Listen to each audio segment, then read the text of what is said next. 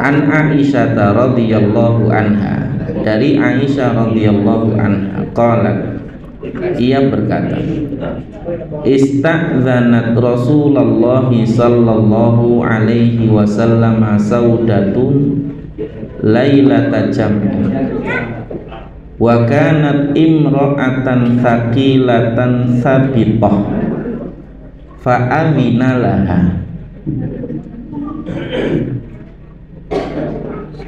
Suatu ketika Saudah meminta izin kepada Nabi Shallallahu Alaihi Wasallam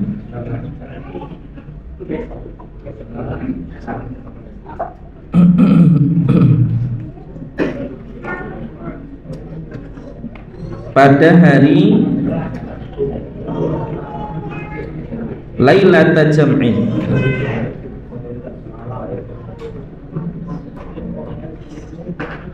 pada waktu malam, yang ia adalah wanita yang sakilatun sabitoh. Apa istilahnya? Sakilah itu artinya berat, sabitoh itu artinya gemuk, ya. Gemuknya gemuk yang bukan gemoy, gemuk yang kokoh gitu loh Pak. Apa senengnya? Ya wis kayak gitulah pokoknya. Fa'adina laha, ya. Fa'adina laha. Lalu kemudian Nabi pun mengizinkannya.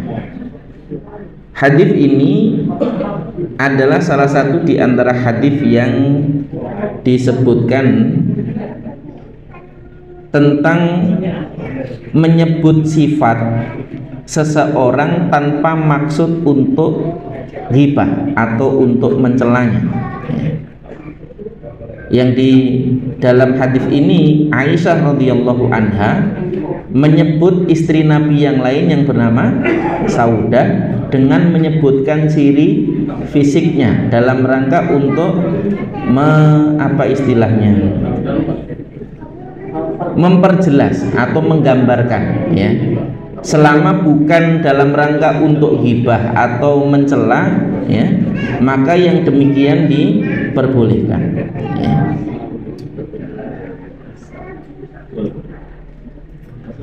Kemudian di sini juga disebutkan tentang adab di dalam masuk rumah orang lain.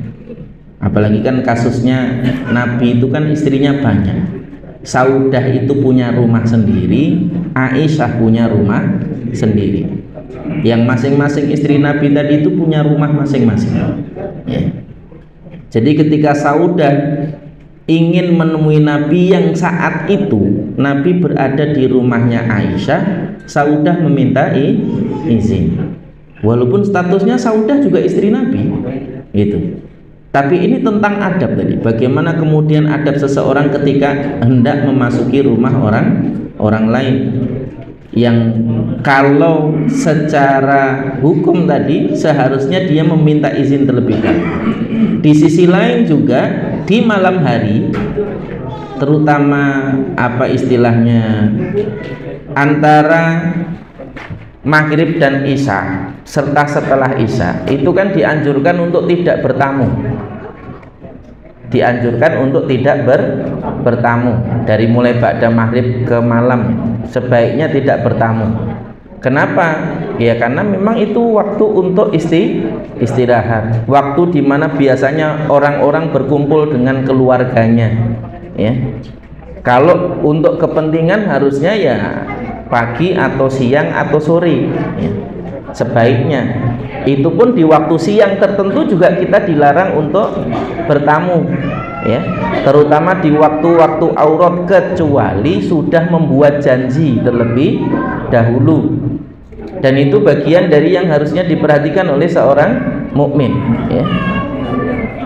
Maka di dalam kita hendak mengunjungi orang lain, salah satu di antara adabnya adalah tadi, jangan tiba-tiba mak jedul gitu, tahu-tahu nongol tanpa kasih kabar terlebih dahulu. udah nongolnya gerudukan pula gitu kan, banyak orang. Itu kan bikin orang kaget kadang-kadang ya. Ya kalau bagi orang yang sudah punya hubungan dekat mungkin tidak terlalu masalah, tapi sekali lagi ini tentang adab, bukan apakah itu menimbulkan masalah atau tidak gitu. Dan ini bagian dari yang juga menjadi salah satu di antara hal yang penting untuk jadi perhatian kita ya.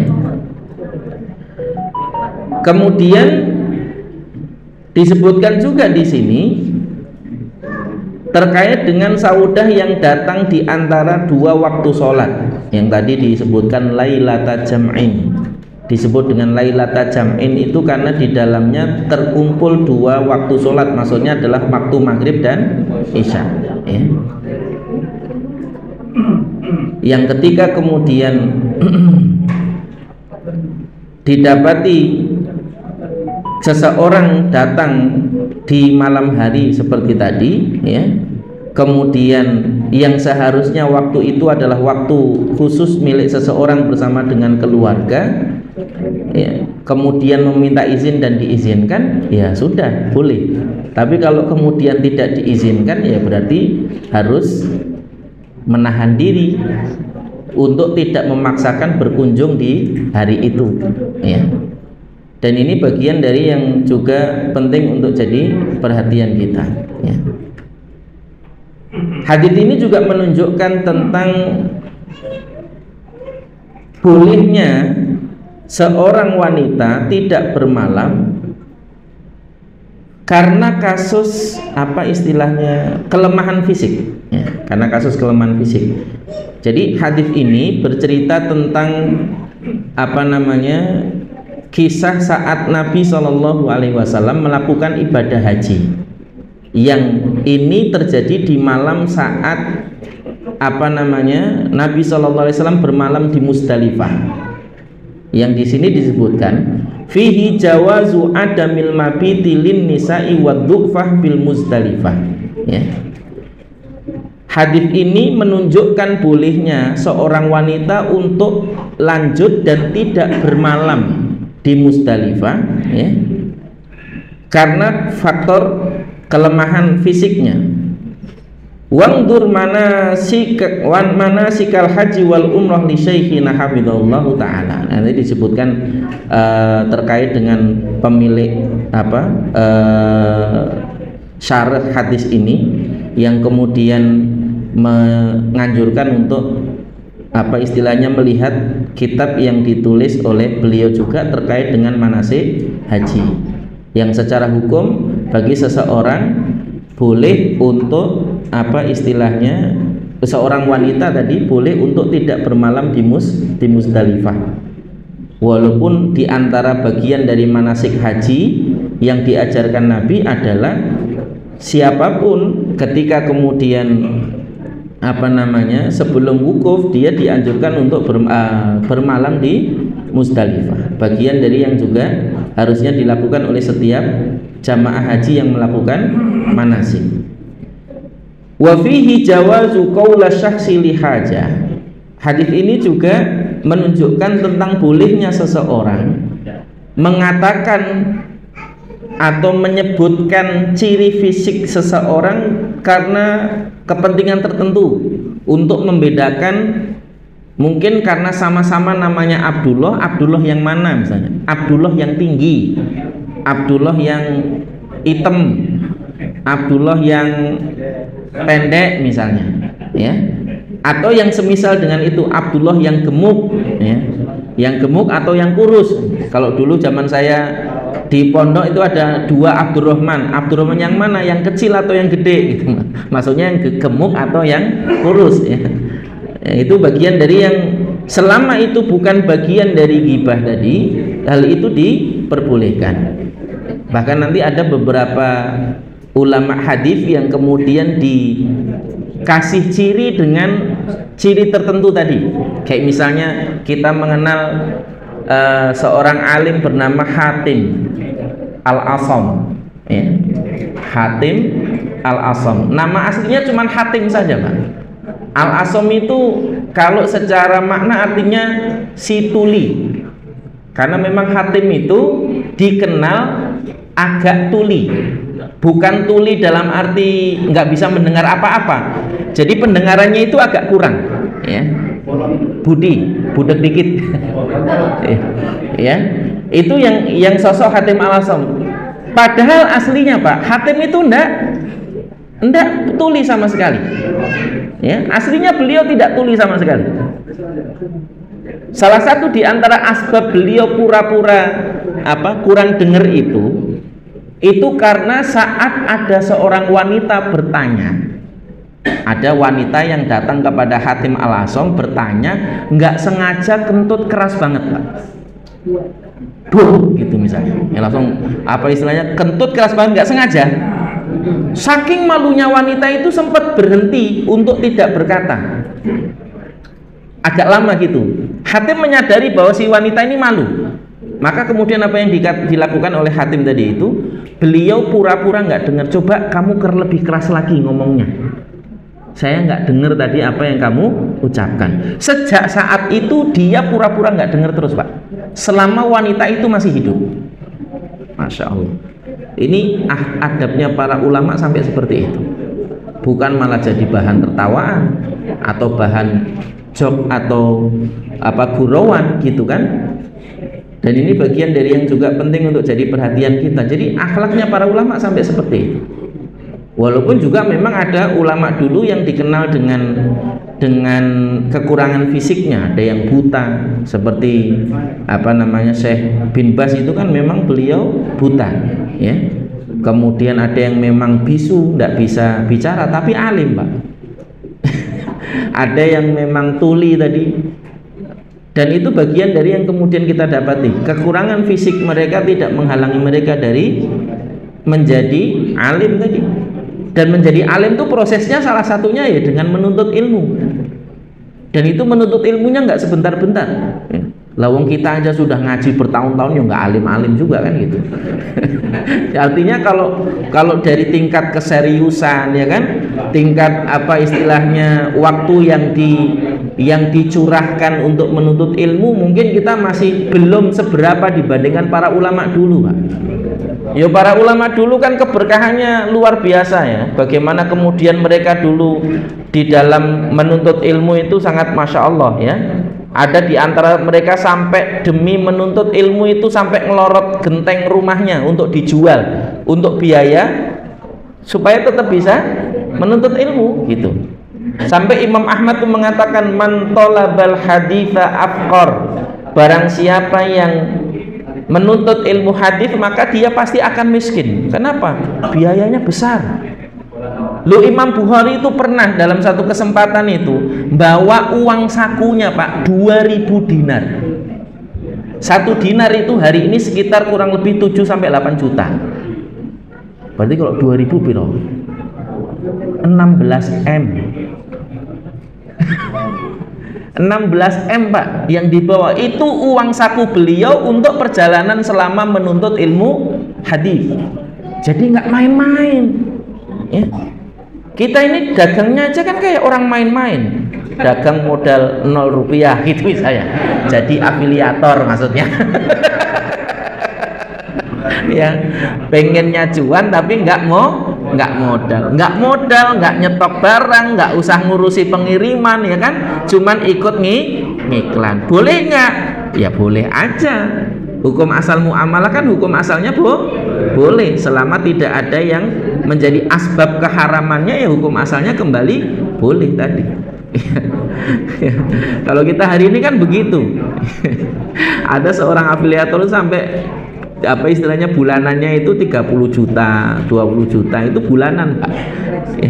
Hanya berdasarkan iklan, mengiklankan barang orang lain, yang ngurusi jual belinya ya orang lain, yang making barang juga orang lain, tapi dia juga termasuk yang kecipratan duitnya. Nah ini bagian dari yang juga penting untuk jadi pelajaran bagi kita ya. Kalau dulu para ulama itu bukan afiliator Pak, serius mereka di dalam menuntut ilmu itu ya. Yang kadang-kadang kita ini kan sebagian kita kalau menuntut ilmu itu jauh dikit, wah nanti aja lah cari yang deket aja gitu kan. Kirain kemudian nanti hujan dikit, udahlah besok lagi aja kajiannya, hari ini hujan gitu kan. Makanya kajian itu bergantung cuaca juga. Kalau hujan deres yo sepi, giliran nggak hujan yo rame kalau saiki gitu. Ya. Nah, ini juga penting untuk jadi pelajaran ini.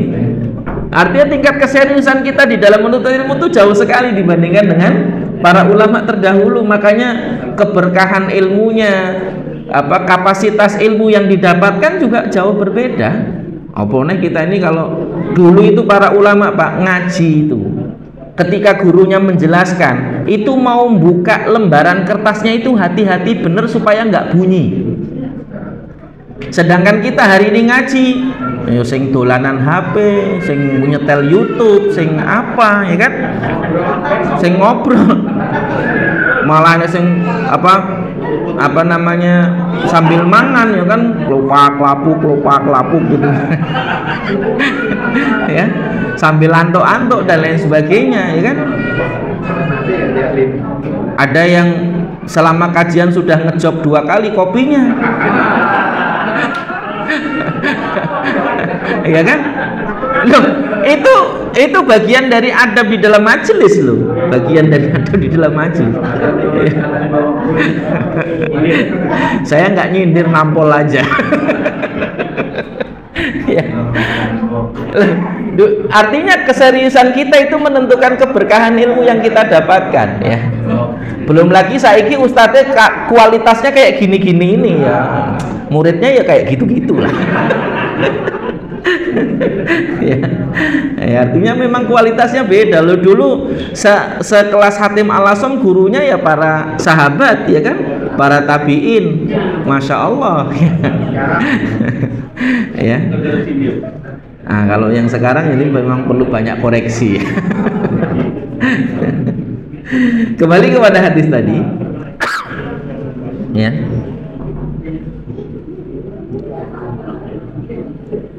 Di sini juga disebutkan bagaimana kemudian di antara yang dianjurkan untuk dilakukan saat kita bermalam, terutama di Musdalifah dan di Mina itu adalah sholatnya dengan cara dijamak. Ya, sholatnya dengan cara dijamak. Makanya tadi disebutkan oleh Aisyah dengan kalimat ista'dzanat Rasulullah sallallahu alaihi wasallam sauda lailata jam'in. Lailata jam'in, ya.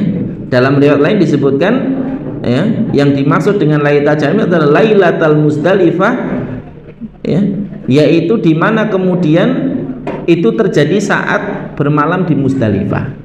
Ya. Jadi kalau kemudian istilahnya melakukan manasik haji, di antara yang kemudian dianjurkan dan disunahkan tadi memperhatikan apa-apa yang kemudian menjadi sunnahnya, yang kadang-kadang istilahnya banyak di antara kaum muslimin itu suruh bermalam, malah dari malam-malam sudah berangkat. Alasannya apa? Menghindari rame. Lawang haji kok menghindari rame? Kalau menghindari rame, hajinya pas jangan bulan Dzulhijjah. Iya, hajinya bulan Januari gitu misalnya, atau bulan Desember gitu misalnya ya. Ya itu Arafah nggak ada orang itu. Yang kadang-kadang ini yang alasan-alasan yang terlalu dibuat-buat untuk menggampangkan hukum itu yang kemudian jadi masalah. Tarwiyah yang itu bagian dari sunnah juga nggak dikerjakan, ya. Dan ini seringkali kita dapatin dari terutama rombongan jamaah Indonesia ini. Sudah jamaah itu tuwek, ya kan? Kemudian kadang-kadang yang terjadi adalah ya tadi terkait dengan pelaksanaannya seringkali juga tidak sesuai dengan sunnah, ya. Bukan perkara hukum ya. Kalau perkara hukum memang ada sebagian ulama yang membolehkan terkait dengan misalnya tidak sampai pagi hari sudah berangkat meninggalkan Musdalifah dan lain sebagainya. Tentang hukum boleh dan tidak boleh itu satu hal. Tapi ini tentang sunnah tadi yang kemudian harusnya dilazimi. Karena Nabi sendiri secara khusus menyebutkan terkait dengan ibadah haji, khudhu anni manasikakum, ambillah dariku manasik kalian. Sehingga di dalam hal ini tidak boleh kemudian kita mengabaikan contoh manasik yang telah dicontohkan oleh Nabi Shallallahu Alaihi Wasallam. Dan ini penting untuk jadi perhatian kita. Ya. Pemerintah Saudi itu sudah mempersiapkan segala yang dibutuhkan jamaah haji. Yang kadang-kadang ditakut-takutinya rombongan Indonesia itu ya tadi, nggak usah ke sana, nanti di sana nggak ada yang ngasih makan, ya, nggak ada tempat untuk nginepnya dan lain sebagainya, nggak disiapin dan lain sebagainya. Nggak mungkin, Pak. Pemerintah Saudi itu sudah memberikan fasilitas untuk semua keperluan jamaah haji, termasuk yang mau mengambil sunnah tadi itu. Jadi nggak mungkin nggak disiapin, ya. Itu hanya alasan yang seringkali dibuat-buat biar apa tadi itu istilahnya mau ngikuti apa kata karomnya, ya. Apa kata kepala rombongannya. Kadang-kadang kalau kepala rombongannya lagi males tarwiyah, ya akhirnya nggak tarwiyah kabeh itu, ya. Nah, ini masalahnya kadang-kadang. Atau kadang-kadang ada kepala rombongan tuh yang malas ngurusi apa urusan-urusan kecil, apalagi yang di bawah kakek-kakek, nenek-nenek kayak gitu kan, urusan kecil-kecilnya kan banyak itu, ya. Apalagi kalau kemudian di luar hotel fasilitas-fasilitas itu kadang-kadang lebih kurang memadai dibandingkan yang ada di hotel. Akhirnya daripada ribet, males, akhirnya nggak dilaksanakan yang seperti itu. Di samping secara sistem juga dianjurkan begitu, ya. Nah, itu masalahnya kadang-kadang, ya. Ini penting untuk jadi perhatian kita. Maka bagi kita pentingnya mempelajari ilmu terlebih dahulu sebelum melakukan sesuatu, sehingga nanti ketika kemudian kita melaksanakan itu kita bisa mengambil sesuai dengan apa yang diajarkan oleh Nabi Shallallahu Alaihi Wasallam. Bukan hanya sekedar mengikuti arusnya yang banyak saja, ya. Ada tadabbur istimewa dari firman Allah Subhanahu Wa Taala terkait dengan Quran surat Al-An'am itu. Wa in tuti aktsaru man fil ardi yudilluka an sabilillah, ya.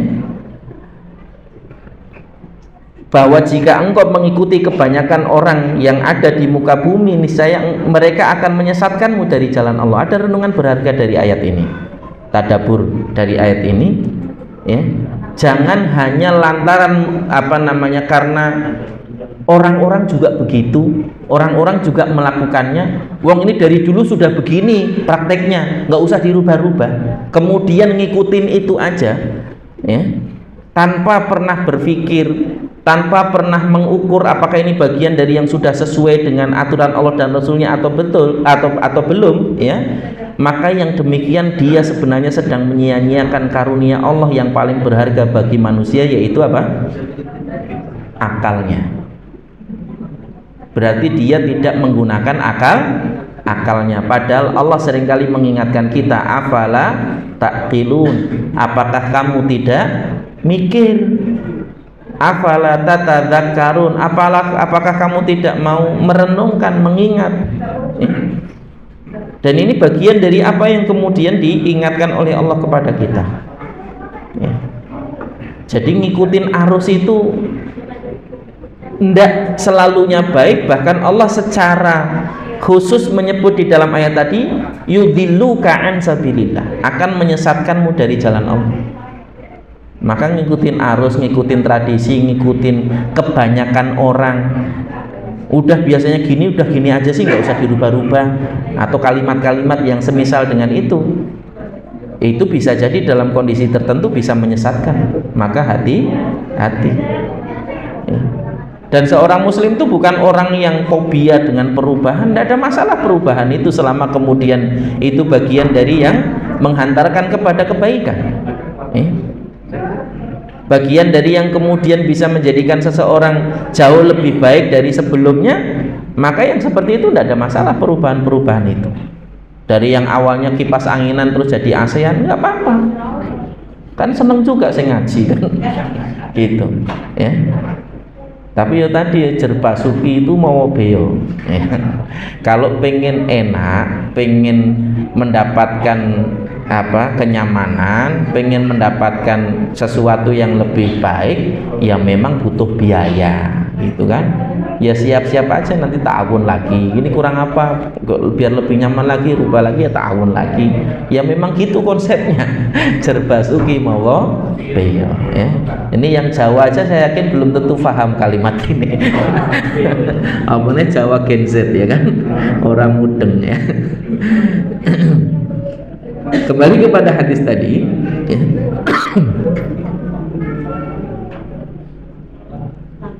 Hadis ini juga menunjukkan bagaimana hubungan Nabi dengan keluarga beliau ya, bahwa setiap apa yang kemudian menjadi tanggung jawabnya itu semuanya diperhatikan oleh Nabi Shallallahu Alaihi Wasallam ya. Bayangkan Pak, Nabi itu istrinya lebih dari satu, tapi semuanya terperhatikan. Sedangkan kita ini istrinya cuma satu, kadang-kadang nggak perhatian ya. Apalagi kalau yang suka kayak Bang Toyib itu lungo ora bali-bali, kasihan istri gitu. Ya. Nah, ini bagian dari yang juga penting untuk jadi perhatian ini ya. Ada yang akhirnya sering pergi, jarang pulang. Ada yang akhirnya nggak pernah pergi-pergi karena nggak berani keluar. Ya. Nah, ini juga penting untuk jadi perhatian. Harusnya didudukkan sesuai dengan porsinya ya. Seorang mukmin itu dia yang kalau dia menjadi seorang suami, dia adalah orang yang amanah sebagai seorang suami yang dia memperhatikan kebutuhan anak dan istrinya ya. Berarti kalau memang mau ditinggalkan ya dipersiapkan dari awal ya. Jangan tahu-tahu hilang 3 hari, tahu-tahu hilang 40 hari ya, tahu-tahu hilang 3 bulan gitu kan. Ninggalin anak istri enggak, tapi ditinggalin terus gitu maksudnya ya. Maksudnya ninggalin secara materi enggak, tapi ditinggalin terus gitu ya. Betul bahwa rizki itu Allah yang kasih, itu betul ya. Tapi yang jadi masalah tanggung jawab menyalurkan rizki Allah kepada anak istri itu tanggung jawabmu, wahai para suami. Itu masalahnya itu loh. Jadi kalau kamu abe dengan hal itu berarti kamu zalim, yang itu nanti akan dipertanggungjawabkan di hadapan Allah Subhanahu wa Ta'ala. Itu masalahnya, bukan masalah rizki Allah yang tanggung. Betul, rizki itu Allah yang tanggung ya. Ya sama seperti kemarin bangunan yang roboh itu, betul itu takdir gitu. Tapi kan namanya bangunan itu salah satu bentuk amanahnya adalah dilaksanakan sesuai dengan ilmu. Kalau nggak berilmu nggak usah coba-coba bangun. Akhirnya nyilakani itu tadi, menjadi asbab orang lain celaka, dan itu kezaliman, itu nanti akan dipertanggungjawabkan di hadapan Allah itu gitu. Bukan masalah siapa yang benar dan siapa yang salah. Masing-masing introspeksi diri aja gitu. Kalau amanah yang sudah diberikan itu tidak dijalankan dengan baik, itu kezaliman ya. Itu nanti akan dipertanggungjawabkan di hadapan Allah. Amanah apapun itu, amanah mengambil keputusannya, amanah memerintahkan orang bangunnya ya. Yang kita secara syar'i diperintahkan untuk memberikan amanah itu kepada ahlinya ya. Kalau bangun ya kepada tukang yang memang profesional, ahli, bukan asal bisa noto boto aja gitu ya. Kalau cuma sekedar asal bisa noto boto, semuanya bisa, bocah-bocah ini aja bisa ya noto boto 5 tipe songo. Ya. Nah, ini bagian dari yang juga penting untuk jadi perhatian kita supaya kemudian tadi tidak menggampangkan urusan. Ya kalau sekarang memang betul tidak salah kalimat itu, takdir gitu, tidak salah. Kalimat itu juga tidak sepenuhnya salah karena memang semuanya tidak lepas dari takdir Allah ya. Wong nyatanya burung bikin dari cuman kumpulan ranting dan daun aja ya tetap kokoh gitu. Tapi kan ya jadi masalah ada juga yang jatuh gitu masalahnya gitu. Sedangkan kita manusia itu kan tadi diberikan kemampuan untuk berpikir, yang dengan berpikir itu harusnya lebih baik dari hanya sekedar bangun, asal bangun gitu maksudnya ya. Karena itu tanggung jawab berkelanjutan itu nanti itu nanti akan dimanfaatkan oleh para santri yang awalnya mungkin para orang tua itu ikut berwakaf membangun tadi itu, harapannya bisa kekal mengalir pahalanya. Kalau roboh dan sudah tidak bisa digunakan kan akhirnya jadi nggak kekal itu mengalir pahalanya tadi ya. Padahal namanya harta wakaf itu akan mengalirkan pahala selama harta itu masih digunakan, masih dimanfaatkan. Ini kan penting untuk jadi perhatian kita ini ya, supaya kemudian tidak menggampangkan amanah tadi. Kalau emang ora iso takon ya. Fas'alu ahla dzikri in kuntum la ta'lamun, maka tanyalah kepada yang tahu ilmunya kalau memang kamu tidak tahu. Orang ngerti masalah perpajakan yo takon gitu, yang ahlinya perpajakan siapa tanya. Kalau nggak tahu tentang kesehatan tanya, nggak usah sok tahu. Hari ini kan banyak yang gara-gara media sosial tiba-tiba jadi psikiater dadakan. Hanya gara-gara media sosial tiba-tiba jadi ustadz dadakan ya, ustadz Facebook, share sana share sini, cropping sana cropping sini gitu kan ya, share aja gitu. Ini masalah ini. Penting untuk jadi perhatian, tidak setiap apa yang kemudian kita dengar, kita lihat, kita tahu kemudian langsung kita bagikan ya. Selama belum dikaji ulang apakah itu bagian dari ilmu atau bukan. Kalau itu sebuah berita bagian dari berita yang benar atau bukan gitu ya. Uang jelas perintah Allah fatabayanu, maka tabayunlah. Dan ini bagian dari yang harusnya dilakukan oleh setiap mukmin ini. Ya termasuk tadi ketika kita mendapati ada orang mengatakan itu Tarman yang tinggi itu loh misalnya gitu. Tarman yang tinggi, kurus itu loh gitu misalnya. Oh kamu nggak boleh nyebut sifat orang kayak gitu, itu namanya ghibah gitu kan. Padahal maksudnya bisa jadi bukan ghibah gitu. Jangan tiba-tiba langsung menjudge orang lain begitu ya. Ini yang kadang-kadang penting untuk didudukkan. Kadang-kadang kan kita sering dapati ya, walaupun tidak sepenuhnya salah juga, ada orang yang semangat ketika setelah mengkaji ilmu itu semangat langsung dipraktekkan, tapi cara mempraktekannya kurang tepat ya. Habis belajar bahwa soft itu harus rapat, kaki ketemu kaki, kalau perlu menempel mata kaki ya kan, misalnya lagi semangatnya sholat langsung tempelin jedet gitu kan, kanan tempel kiri tempel ya kan, geser kejar. Ini masalahnya, jadi kejar-kejaran sholatnya ini ya, bukan fokus bagaimana sholatnya khusyuk gitu ya. Padahal itu hanya sebagian kecil sunnah yang kalau diabaikan itu tidak mengganggu keabsahan sholat. Artinya kalau kemudian kita di masyarakat, yang masyarakat belum tentu memahami sebagaimana apa yang kita pahami, udah sabarin aja ya. Wong antum belum menyampaikan kok tiba-tiba antum pengennya orang lain sama dengan antum, yo beda, nggak bisa gitu.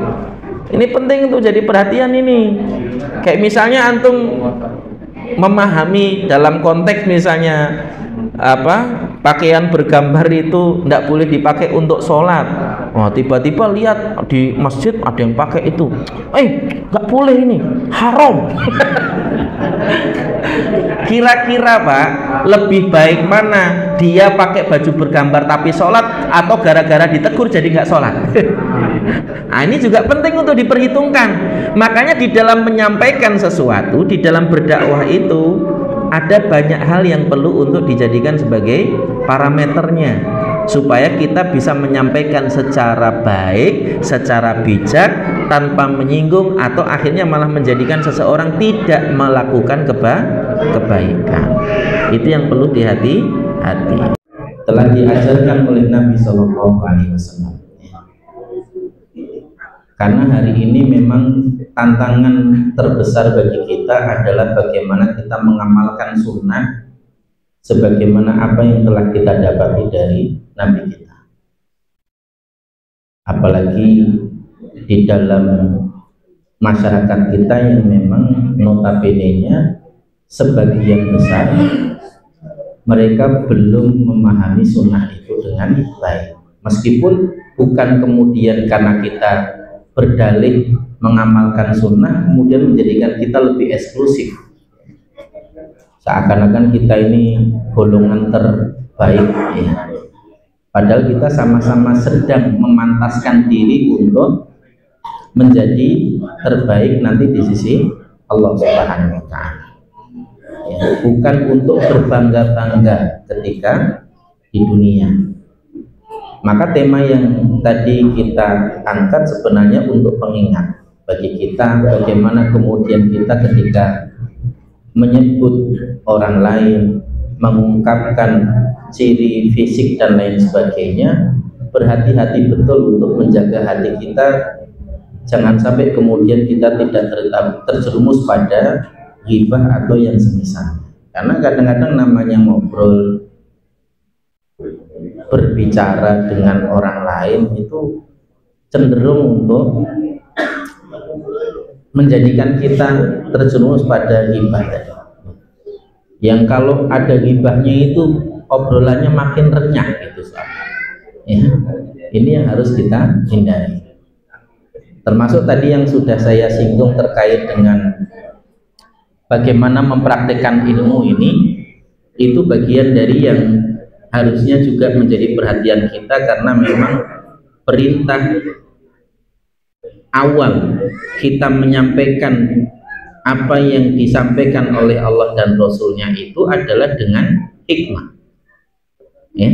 Jadi perintah awalnya kan bil hikmah, ud'u ila sabili rabbika bil hikmah. Awalnya itu bil hikmah dulu. Bil hikmah itu nanti kalau di dalam tafsirnya disebutkan panjang lebar tuh, dengan ilmu, dengan santun, dengan apa, kebaikan-kebaikan dan lain sebagainya. Ya.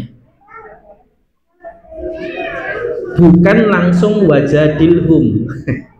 Sedangkan kebanyakan hari ini orang berdakwah adalah wajadilhumnya dulu, bukan bil hikmahnya dulu. Dan ini bagian dari yang penting untuk dihati-hati, supaya kemudian ya dakwah kita bisa lebih meresap ke berbagai kalangan, supaya bisa menjangkau lebih luas, supaya kita tidak dianggap atau ditandai apa kelompok tertentu yang dianggap bermasalah di masyarakat kita. Karena sejatinya apa yang kemudian kita dapati di masyarakat itu kembali kepada bagaimana cara kita berkomunikasi dengan mereka. Ya.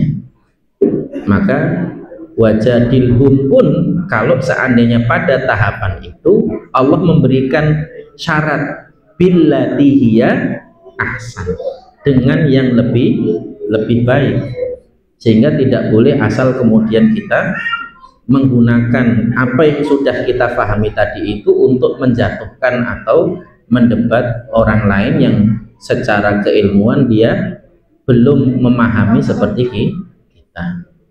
Nabi SAW pernah menyebutkan di dalam sebuah hadis, man ta'allamal ilma liyubahi bihil ulama au yumari bihi sufaha, ya, au ja'ala nadrun nasi ilaihi, ya, adkhalahullahu jahannam.